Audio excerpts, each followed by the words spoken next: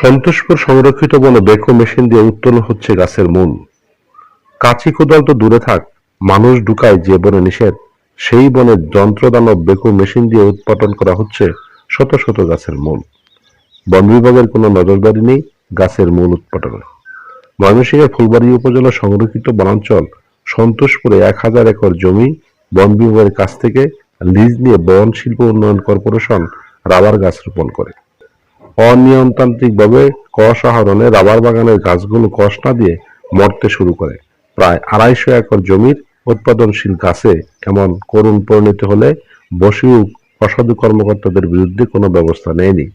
এ পর্যন্ত প্রায় 150 থেকে 200 একর জমি রাবার গাছ কেটে ফেলেছে বসিউক। কেটে ফেলা এসব রাবার গাছের গুড়া বেকো মেশিন দিয়ে উপড়ে ফেলা হচ্ছে। গাছের গুড়া উপড়ে ফেলার আগেই বনের জমি সংঘবদ্ধ একটি চক্র 1 থেকে 2 একর করে ভাগ করে মোটা অঙ্কের টাকায় স্ট্যাম্প করে বিক্রি করে দিচ্ছে। প্লট আকারে জমি ভাগের পর বনের জমি বড় ট্রাক্টর মেশিন দিয়ে চেরাই করে প্রাকৃতিকভাবে বেড়ে ওঠা সকল উদ্ভিদ মেরে ফেলে তাতে আনারসের চারা রোপণ করবে।